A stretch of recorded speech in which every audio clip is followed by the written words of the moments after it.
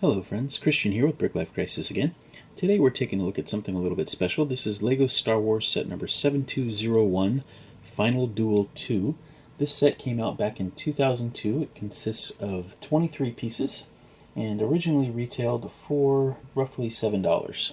The set includes 3 minifigures and a little terrain piece. Before we assemble it, let's take a quick look at the back of the box.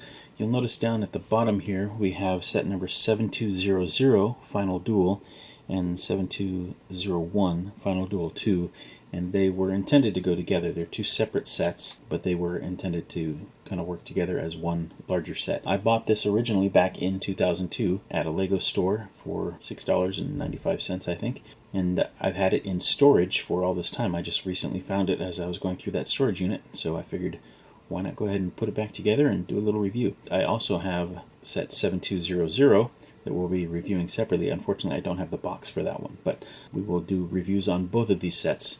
Let's go ahead and open it up and take a closer look.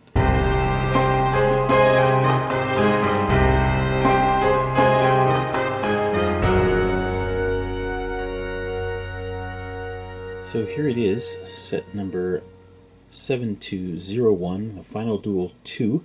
As you can see, there are 3 minifigures, including Luke Skywalker, a Stormtrooper, and an Imperial Officer. The Imperial Officer is carrying Luke's lightsaber, and Luke is being escorted by the Stormtrooper to meet Darth Vader and the Emperor.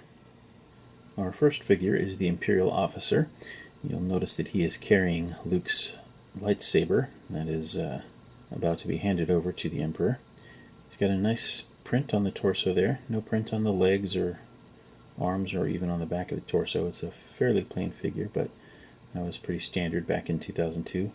No insignia or anything on the hat, just kind of a basic cop or captain's hat in that light bluish gray color. And again, we have the yellowish skin rather than the more realistic flesh tones that they're using today. And here we have Stormtrooper. This is one of the older, earliest versions of the Stormtrooper. Really nice print on the helmet. The torso print is pretty plain by today's standards, but it looks pretty good. This is before the days of stud shooters or the more realistic weapons, so he has that bullhorn with just a red stud at the end to represent a weapon. He does actually have some print on the back, and he has the black waist piece along with those white legs. If we remove the helmet, he just has a blank head underneath. As I've mentioned many times before, I much prefer that they give them a black head rather than a skin tone head, be it yellow or a more natural flesh tone, simply because from some angles that skin tone, it can be seen between the shoulder and the bottom of the helmet, and that's just kind of an irritant to me. But overall, I think this is a really well done figure. Here we have Luke Skywalker in his Jedi robes. As you can see, he has his black cape. If we lift that up, you see there is no print on the back. He does have one gloved hand, and that is to cover up his bionic hand that he received at the end of Empire Strikes Back. Just a little bit of print on that torso to show those Jedi robes. You'll notice, of course, that this is a yellow-skinned minifigure. This was back before they used the more realistic skin tones. That hairpiece is not necessarily accurate for Luke, but it's not too bad. Overall, it's a pretty good figure, I think. He has more value, nostalgically speaking, than he does for realism and such, but cool to have him. Although he does not use his lightsaber in this specific scene, the lightsaber hilt is included, as is his green lightsaber blade, and that is so that you can use it in other scenes.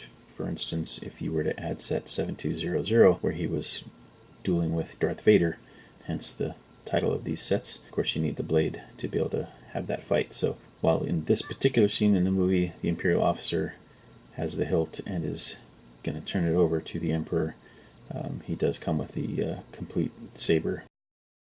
So this is the instruction manual for that set. And I bring it up just to show you a little bit how things have changed over the last 16 years. You'll notice in these instructions they don't call out individual pieces up in the corner like they do now. They just kind of expect you to look at the direction and figure out which parts are necessary. That being said, this build is extremely easy. There's not a whole lot to it, although this piece is kind of unique. This kind of archway, that's one rather large piece that's 6 studs wide, and I'm going to say probably about 6 studs tall too. It's interesting. We'll take a closer look at that on the set in just a moment. So anyway, this is the instruction manual for this one. Towards the back we have a cross-cell for the other set, 7200, as well as the Trade Federation Army 7203 and 7204 with Anakin and Obi-Wan. And then at the very back we have cross-cell for some other sets. So we've got the Twin Cloud Car and the Ewok Attack. So cool stuff. The Turing piece is pretty basic. We have these 2 guardrails on this little platform with just a step down, and then there are some 1x2s that kind of elevate it. And then this is that piece that I was talking about. It's rather large for a single assembly.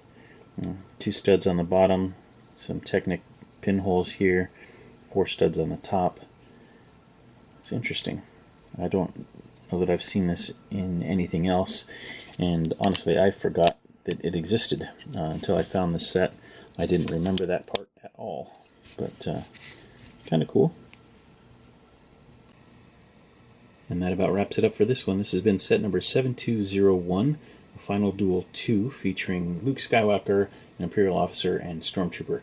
This has been Christian with BrickLifeCrisis. We hope you enjoyed the video. If you did, please leave us a like. If you have any questions or comments, or if you happen to have your own LEGO channel, please feel free to leave all that information down below. And if you haven't already, we'd love it if you'd hit that subscribe button. Thanks so much for watching, and until next time, may the Force be with you.